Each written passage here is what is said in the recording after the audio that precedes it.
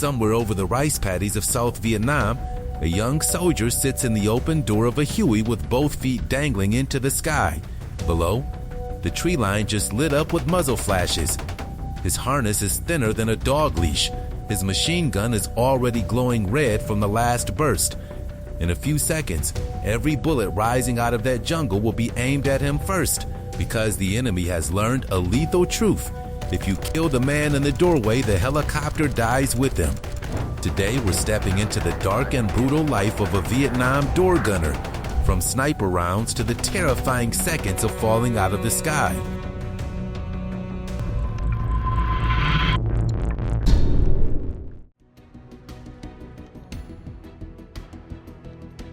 To understand his world, we first have to understand how a job this brutal was ever invented in the first place.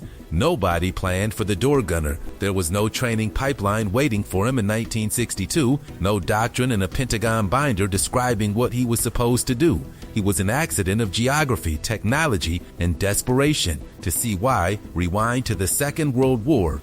That's when helicopters first showed up on a battlefield, and helicopter is generous for what they were. The Sikorsky R-4 was a fragile two-seat machine that handled a handful of rescue missions before the war ended. Nobody fought from one. Nobody could. It barely stayed in the air. Then came Korea in 1950. Models like the Bell H-13 Sioux and the Hiller OH-23 Raven were finally tough enough to do real work. Medics pulled wounded men off mountain ridges no Jeep could reach. Bigger birds ferried infantry squads into terrain that ate fixed-wing aircraft alive. A few pilots tried leaning out with carbines and taking shots at North Korean positions. And the moment they did, Korea taught the Pentagon a brutal lesson. These machines were absurdly easy to kill. A single farmer with a bolt action rifle could clip a hydraulic line and bring the whole thing down. Armor was the obvious fix. Bolt some steel onto the floor in the engine bay. Problem was, every pound you added grounded the helicopter a little more. The engineers tried, the brass argued, and for years nobody could solve it. Then Vietnam arrived, and Vietnam broke every plan America brought with it. There were no front lines, no uniforms on the enemy half the time, no trenches to assault. One village could be friendly at sunrise and lethal by sunset. The land itself was a weapon. Triple canopy jungle so dense sunlight barely touched the floor. Rice paddies that swallowed tanks. Mountains hiding entire enemy battalions. Heavy bombers were too high. Fighter jets were too fast. Tanks couldn't move. The infantry could march for a week without seeing a single enemy. So the Pentagon reached for the only tool that fit, and reached hard. Roughly 12,000 helicopters will be deployed to Southeast Asia, a number with no precedent in military history. At the heart of that swarm sat one bird above all others, the UH-1 Iroquois, the legendary Huey. That thumping rotor noise became the soundtrack of the entire war, but the Huey that started the war was almost a different aircraft from the Huey that ended it.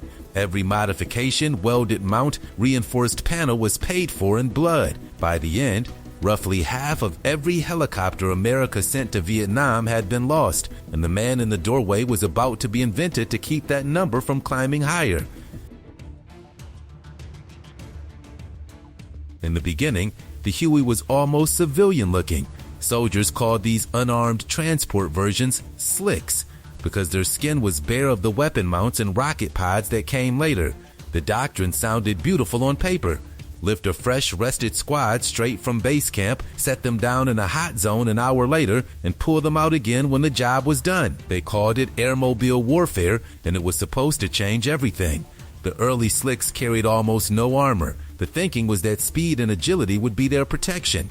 Get in low, get in fast, get out before the enemy could react. It took the Viet Cong maybe a single season to break that idea apart. They watched, counted, learned that helicopters used the same approach corridors, needed the same flat clearings, and slowed almost to a stop when troops jumped out. Each of those facts was a gift. They started camping in every clearing big enough for a Huey to touch down in, then simply waited for the Americans to deliver themselves. The weapons waiting in that jungle were nasty. Soviets supplied 23mm autocannons that shredded a Huey's thin aluminum skin like wet paper. Heavy DSHK machine guns dug into camouflaged bunkers, snipers in the tree line, sometimes lashed to branches so their bodies wouldn't fall after being shot, and the rocket-propelled grenade, originally designed for tanks, became a horrifyingly effective anti-helicopter weapon in the right hands. One good hit in a Huey was a fireball before it ever touched the ground. Helicopters were the lifeline of the entire American operation, and the enemy understood that. Cut the lifeline, the war stops moving, so every Huey became a priority target. The losses became unsustainable. Birds were going down faster than they could be replaced. And the answer from headquarters? Nothing. At first, the Pentagon simply was not built for problems this immediate, so the solution came from the only place it could, from a 19-year-old crew chief watching tracer fire stitch across a rice paddy as his Huey drifted into another hot landing zone with an M16 across his lap and nothing else to do with his hands. He started firing back. Then his buddy in the next bird did the same. Then someone took the doors off the Huey entirely because they weren't stopping bullets anyway, and now there was a clear arc to shoot from. Then someone had a better idea. Strap an M60 machine gun to the floor. It was the right weapon at the right time, light enough to swing around, but firing a 7.62 millimeter round powerful enough to punch through dense foliage and still kill on the other side.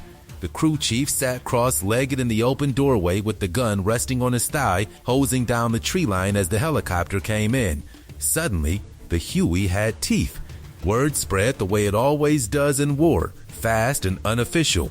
Some crews welded pinto mounts from scrap. Others suspended their M60s from bungee cords hooked to the ceiling, which sounds insane until you realize it gave the gunner a near unlimited firing arc. But one gun only covered one side. The Huey was being shot at from every direction.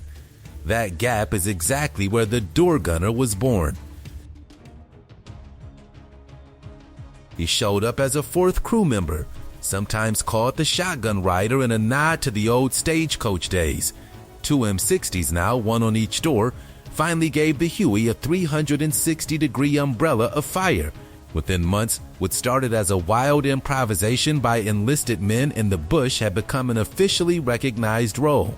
The high command for once had the sense to stop arguing and start training. But shooting was only part of his life. He helped keep the bird flying between sorties, scrubbing the rotor head, checking the tail boom for bullet holes. He talked the pilot down into landing zones tight enough to clip the rotor on a tree branch. He pulled wounded men onto stretchers, sometimes by their belts, as the bird was already lifting off. The weapons in his hands escalated almost overnight. Crews paired M60s together for double the rate of fire. They modified trigger mechanisms. They linked 2 or 3 ammo belts into one massive 3,000-round serpentine and stuffed it into a metal box wedged between their boots, giving them sustained bursts that turned approaches into hailstorms. Then, the bigger toys arrived. The 6-barrel M134 minigun, capable of spitting out 6,000 rounds per minute, a weapon so fast it sounded less like a gun and more like ripping fabric in slow motion. Grenade launchers, 50 caliber machine guns, though those were almost too heavy for a Huey to comfortably carry.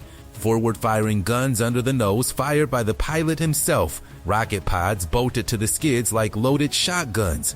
The Huey, originally a flying truck, had quietly turned into a flying weapons platform, at least when it was shooting outward. When it came to taking hits, it was as fragile as the day it rolled off the assembly line. So somebody asked the obvious question: if we're going to bolt every gun in the arsenal to this thing, why not dedicate some birds purely to the fight? That's how the Huey gunship was born. Ditch the troop role entirely. No passengers, no cargo, just rockets, miniguns, ammo, and crew. Their job was to escort the slicks in, soften up the landing zone, then circle overhead like angry hornets while infantry jumped out. When ground troops screamed for help on the radio, gunships came howling out of the clouds to put rockets on whatever smoke the infantry threw. The concept was brilliant. The execution was problematic, because no matter how many weapons you welded onto a Huey, it was never built to absorb punishment. Trying to make a Huey gunship was like welding armor to a delivery van and calling it a tank. The extra weight made it slower, burned more fuel, and shortened its range. Once the slicks dumped their troops, The gunships often couldn't even keep up on the way home.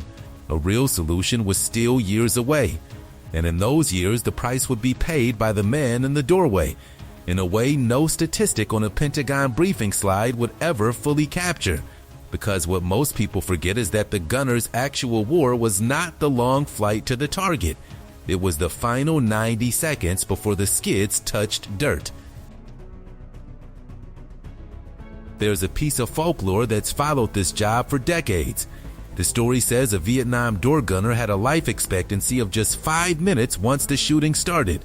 The number even has a source, supposedly a Time magazine article from the era. Pure myth, as it turns out. The reality is messier and arguably worse. Around 2,700 helicopter crew members were killed in action across the entire war, with door gunners and crew chiefs making up the bulk of that toll. Over 10% of every American combat death in Vietnam came from helicopter crews. 5 minutes is a legend. What he actually faced was grinding, daily sustained exposure to death, sortie after sortie, sometimes 10 missions in a single day. A hot LZ approach went like this. The pilot pushed the stick forward and dove the Huey low, sometimes treetop level, to shrink the window the enemy had to fire at them. One veteran described using every ounce of strength in his arms to force the bird down into a cloud of tracers rising from below. The gunner by that point was already firing. He had to. The only protection that helicopter had during the final seconds of an approach was the streams of 7.62 coming out of his M60. He could not pause to identify a target. He could not aim like a sniper. He fired behind whatever he saw, because the helicopter's forward speed dragged his rounds off the point of aim. The only guarantee of hitting anything was volume. So he poured it on, watching the tracer arc to see where the bullets were really landing. Then came the obvious nightmare. The open door itself. Did men actually fall out? Yes, plenty did. Some lived, some did not. Most wore what crews darkly nicknamed the monkey harness, a thin strap that tethered the gunner to a fixed point inside the cabin. The harness didn't stop you from falling out during a hard evasive turn. It only stopped you from dying after you did. Veterans have told stories of gunners getting flipped clean out the door during a sharp bank, then dangling outside in the rotor wash for agonizing seconds while crewmates clawed them back in. The wind ripping at them, the engine screaming above, the earth turning sideways below their boots. Falling wasn't even the thing he feared most. That spot belonged to enemy fire, and the enemy figured out very quickly that he was the priority target. Take out the gunner, the bird has no teeth. VC snipers stationed around landing zones made it their specialty. He did wear body armor, sort of, a heavy ceramic chest plate the men called a chicken plate, and a flak jacket. In theory, protection. In practice, the plate only covered the front of the torso, did nothing for the limbs or the sides, and turned a 100-degree tropical day into a portable oven. Worse, none of it protected him from the helicopter itself coming apart around him. If the bird went down, the chicken plate didn't matter. There's a darker thread in this story that doesn't make the recruiting posters. From a Huey doing over 100 miles an hour, identifying targets was almost impossible. He had maybe 2 seconds to decide whether the figure sprinting between huts was a Viet Cong fighter or a farmer running for cover. The VC deliberately wore civilian clothing to blend in, which meant the line between combatant and civilian was often invisible until it was too late. He made the wrong call sometimes. Some made it often. Many carried that weight for the rest of their lives. And then there were the ones who fought to the very last second. January 8th, 1968. Specialist Gary Wetzel was a door gunner aboard a Huey inserting troops near Ap Dong An when an enemy RPG struck the helicopter. The blast nearly tore his left arm completely off his body. The Huey crashed into a rice paddy. Bleeding out, half conscious, with one arm hanging by sinew, he crawled back to his machine gun and opened fire on the wave of enemy charging the wreck. He held them off until he blacked out. He woke up, dragged wounded men into cover, then passed out again. He went home with the Medal of Honor. He was not alone. The door gunner racked up an extraordinary number of decorations for valor, many awarded posthumously. By 1967, even the Pentagon couldn't ignore what the men in the doorway already knew. The gunship Huey was the wrong tool for the job. The military needed something built from the rotor down to fight, not to transport. The answer rolled out of Bell's factory and into Vietnam that summer, the AH-1 Cobra, the world's first dedicated attack helicopter. It looked nothing like a Huey. Narrow as a knife head-on with a tandem cockpit stacking the gunner up front and the pilot behind him. That slim profile alone made it a far harder target. Under the nose sat a turret with a 7.62 minigun and a 40mm grenade launcher, both controlled by the gunner inside with a helmet-mounted sight. No more leaning into open air, no more bungee cords. It carried rocket pods, later anti-tank missiles, moved 100 miles per hour faster than a Huey, and had armor specifically protecting the crew. It was, finally, the protective umbrella the helicopter fleet had been begging for since 1962. But the Cobra arrived late. It arrived after roughly 2,700 door gunners and crew chiefs had already paid for the lesson with their lives. And here's the part most quietly leave out. The brutal life of the Vietnam door gunner did not end when the helicopter touched down on American soil. It followed those men home, into kitchens and bedrooms and marriages and dreams, sometimes for the rest of their lives. Decades after the last bird left Saigon, a major federal study found that more than 270,000 Vietnam veterans were still living with full PTSD or significant trauma symptoms. Door gunners, given what they had seen and what they had done from that open doorway, were heavily represented in those numbers. A lot of them never talked about it. They came home to a country that didn't want to hear the story, that called them killers for doing the job their government had drafted them to do, that turned its back the moment they stepped off the plane. Some buried it, some self-medicated. Some lost the rest of their lives slowly to wounds nobody could see, including those caused by the Agent Orange defoliant that had been sprayed in clouds over the same jungles they flew through.